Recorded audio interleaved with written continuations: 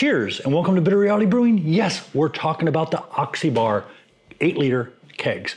We're going to mention some of the other kegs too, but the Oxebar 8-liter kegs specifically. I've had these things for almost 6 months. I don't think I've even mentioned them, and they have so many good uses and purposes. I really enjoy them a lot. I've been using them quite heavily. As you can see, I bought 2 more. I already had 2, and yes, I bought 2 more. And I'm gonna go over size, measurements, some information that I think might be misprinted out there so that you're aware of really what's going on. Just a minor typo, I think, nothing big. And I'm gonna go over pressure, some things that you need to be aware of, some things you can take advantage of, and a lot of ways you can use these. And I mean multi-purpose, stupid light kegs, multi-purpose, stupid light. I'm gonna go into a lot of detail. So, but we'll make this short and sweet, you know, appreciate it. Thank you very much. And yeah, as you can see, having some beer out of one, but who makes them? Yeah, KegLand makes them. KegLand also makes a 4-liter and a 20-liter. Now, I have not seen those released in the US. I haven't been able to find them in the US yet. Looks like the 4-liter is already sold out in Australia, so extremely popular there. But at 8 liters for the US people, that's 2.1 gallons. And hey, KegLand, you can come out with a 2.5 gallon, that'd be awesome. Then I can do 5-gallon split batch, or maybe a 3-gallon, and you know, whatever the liters are on that. But then I could do split batch that way, you know? Always looking for something cool and something new. But yeah, these are from KegLand. They are not just PET, and that's something to be very aware of. These are a PET blend, and it's a darkened PET blend. Why is that important? Well, with your regular PET, and let's say it's a fermenter, a good example is the All-Rounder. I love that thing. Well, the All-Rounder is clear. You're gonna be able to see through it. And that's why you keep it in the dark, either inside of your wrapped fermentation chamber or with a, don't even have one in front of me, but I have about 3 of them over there. But basically the nice jacket. Yeah, that's it, the KegLand jacket. You keep it covered, keep the light off of it, don't worry about it. Well, they expect that you should not get any what they call CO2 loss, oxygen absorption, anything like that for approximately 1 month. And I think they're kind of being conservative on that number. I think it probably can go for several months without having a problem, but 1 month. These are rated to be 3 times better at keeping O2 out, CO2 in, and that means that they recommend not keeping your beer in here for more than 3 months. I can tell you right now, the beer in this one is going on over 3.5 months and still tastes great. Yeah, still tastes great. So, like I said, I feel like KegLand is being very conservative, just kind of like some of your expiration dates on some food. Sometimes they're very conservative, sometimes not so much. But yeah, KegLand is definitely being on the conservative side, so they want to under-promise, over-deliver. So that's a great thing. I am dying for the 4 liters. Those would be cool. Very inexpensive. These are very inexpensive, which is also a great thing. I'm not going to go into price because price varies over time.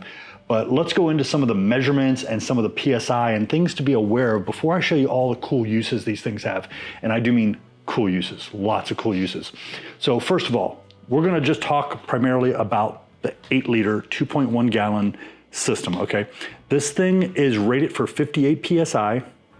I do not recommend putting it at 58 PSI because it is still a type of plastic, which just is my personal scare there, which is about 4 bar, and it's 6.1 inches wide, or 20. Sorry, let's do this correctly. Up to here. So when you add this, you're gonna probably gain another, I'm gonna say an inch, maybe 1.25 inches. But you're at 20.5 inches high. Now, for everyone outside of the US that's into the millimeters, that is 155 millimeters wide and 520 millimeters high to the lip here, okay? So this is gonna add a little bit more height to it, not by much, because it's screwing down. I can't even do it there. Let's do it like this. Yeah. Actually, it might give you another 1/2 inch up there. I don't know what that is in millimeters or any of that other stuff, just so y'all can figure it out. But the opening, and I know somebody's gonna ask about the opening. The opening is a 38 millimeter Pico, P-I-C-O, 1881 threading. So if you understand threadings and measurements, then great, you might be able to put something on there that is compatible. I'm not sure what you would put on there. It does come with the little lids. Let's go ahead and tear this open real quick and I'll show you what comes in the bag. It's never been opened, okay?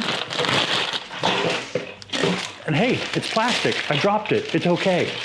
It's got these cool little handles. Maybe Key from KegLand can tell me, or somebody in the comments, tell me what that's for. I don't know what that's for. I just don't. But yeah, it's got a little handle. They've got lids, okay? I don't think I'll ever need that lid again, I'm just saying. And when you order it, there's several configurations that you can get on the order, okay? And, shading's a little different. This one's a little darker, this one's a little lighter. But I will tell you that these were ordered a while back and these were ordered a little more recently. So there may have been some change in manufacturing and it may have been an improvement. Usually is an improvement. So when you buy these, you can buy them in single 8-liter Oxebar kegs. You can buy them in pairs, yeah. And you can buy them as a kit. Now what comes in the kit? When you buy them as a kit, you get 2 of these and you get a bag like this. What's in the bag? Knew you were gonna ask. And I wanna warn you on something when you take this apart, just so you don't damage anything. It's gonna come with the top connector, which is a ball lock adapter, tapping head, whatever, that's where your ball locks are. So you get this piece, which screws on top. As you'll notice, it's got 3 holes. Well, you get 2 for the ball locks. You can pick which one you want to be liquid, which one you want to be air. I can tell you the easiest way for me to remember is because this is the PRV part, where you take the PRV and screw it in. Well, that has to do with gas, and this is red, and they're both red. So I just go gas on the red, because they're universal, and I do liquid on the yellow. That way I know which one's gonna be, and I don't confuse them, I don't have to mix them up. I just know every time, yellow is liquid, red is gas. It's a nice way to remind myself.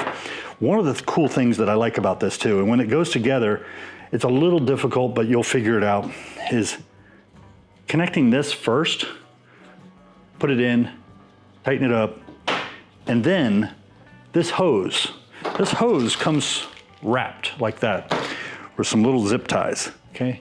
These are plastic. This is a type of plastic. So be careful when you cut these. What I do instead of cutting these, as you'll notice mine aren't cut, I just simply slide this out. Done. Yeah, I don't have to worry about damaging it. So we'll put that aside. We don't need that right now. This is what I think is really cool, okay? This is the floating dip tube for the system, and it's not really a floating dip tube. It goes to the bottom and it filters, but I know it looks like the floating dip tube that you normally have the little ball. It has a weight in it, and that weight's gonna help push it to the bottom. One part of the hose gets shoved in here, and it's kind of like friction grip. You know, you pull it apart, you can put it together, but it's not gonna fall off if you put it on there snug. This part, and you'll notice that this is an L, okay? Your shorter side is gonna go inside on the liquid. Your longer side is gonna go down. Reason is that this has a cut at an angle to help you get it in there easier. That's what it's for, okay? And yeah, you can wet it if you want, but it's not really not necessary. And you shove it up inside there, and there you go. This is a little goofy here, but yeah, or put it in some hot water and keep doing this, and it will go straight. As you can see, it's already straightening out, okay? Don't bend it too much. You don't want to put kinks in it. All you do is you want to just get that loop out. Just takes a minute. It's kind of like a garden hose that's been looped up for a year, and then you pull it out and you're like, you just got to get it. See, it's getting pretty close to straight now. And right now it'll be fine, because if I put that on there, it would be in the bottom. But just patience, not a big deal. It's straight. Okay, here's the exciting part. And I'm trying to remember if I missed anything. I don't believe I have missed anything. So here's the exciting part, okay? Recently, Brewlosophy did a video where they were showing this gentleman who tries to do everything super cheap, okay? And he had a great little bit of advice, although I would improve upon it, just because I don't want my brown ale to taste like, you know, IPA aroma or something else. I don't want aromas from one beer going into another beer. I just don't, okay? And guess what? Hey, KegLand sells a solution. It's just a little air filter, okay? What they did is they took a bunch of these and they lined them up. And they had these on, and basically had them daisy chained. So as he was fermenting, he was pumping that CO2 was coming off and going into one Oxebar, into a second Oxebar, into another Oxebar, and then he had a spunding valve at the end set to a certain PSI. So he didn't exceed the PSI in these, which I don't think he would have, but I think he said something about 30, which that's fine. And you want to keep in mind that that back pressure is going to be on your fermenter. So if you're trying to ferment at 10 PSI, then of course you want to keep it not much higher, because the key is you're going to create 12 PSI or 15 or 30 PSI back on that fermentation. So you're going to be limited. But what he was doing is he was capturing the CO2 so he could use it for either purging kegs, whatever he may want to use it for. And Key at KegLand even did a thing with just a bottle that you could do with these, where you could put 30, right at about 34. Let's go with 34 PSI in here. And you could use an inline regulator, and you could control the CO2 going to another keg, or hey, another Oxebar. You have this one with liquid, you have this one with gas, and you can take it with you to a party. And you could serve your beer using this one as a CO2, and this one's for your actual beer. That's where there was a mistake, I think, on the side.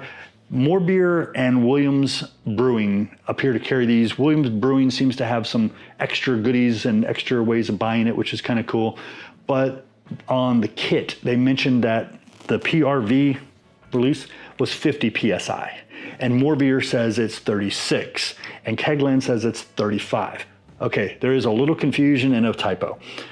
It's 2 bar or 2.5 bar, which is about 36.25 PSI. So rating this at 35 PSI and 36, it's in the ballpark. It's fine. Call it 35 PSI, call it 36.25, call it 2.5 bar. You're in the same ballpark. Williams Brewing, I haven't reached out to them. If you want to reach out, you can check it out and you can find it and send them a little thing. Has it showing at 50 PSI. This is not 50 PSI that I'm aware of. And on top of that, I thought I had it right here. I swear I had it right here. I'm back. I bought a bunch of stuff recently, and it included these little yellow ones. These are 17 PSI, okay? Kind of orange, but it's supposed to be yellow. But yeah, 17 PSI. So if you wanted to maybe do something in here and you didn't want it to go up too high and you didn't have it on a regulator, you could put this in there and you would be safe for it to never go over that 17 PSI. So that is a possible solution. The other one is pretty cool, and I don't own one of these yet. It is on my list, but there's a long list and that list gets expensive, is a KegLand Core 360 CO2 regulator. That is really cool because you can use it with one of these. You can use it with just about anything, really. But with the regulator, you could be using, it doesn't have to be SodaStream. This just happens to be a SodaStream. With that regulator, you can use a SodaStream bottle, the threaded kind. They have a new pop in, pop out. Just annoying. Just keep with the threads. The threads are good. Or they have an adapter on there where you can actually use the regular CO2 cartridges. Food grade CO2, of course. So I love these things. The one thing I did, and this is why I'm saying I love these and I'm looking forward to the 1 gallon, and yes, if you can pull 2.5 or a 3 gallon would be awesome. Either one, I don't care. Yeah, that would be great for split batches. And if anybody's seen my channel enough, you know I love doing experiments.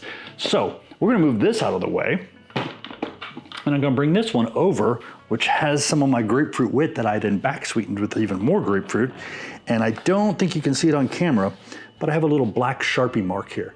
What I did is I filled it with exactly 1 gallon of water. I marked it.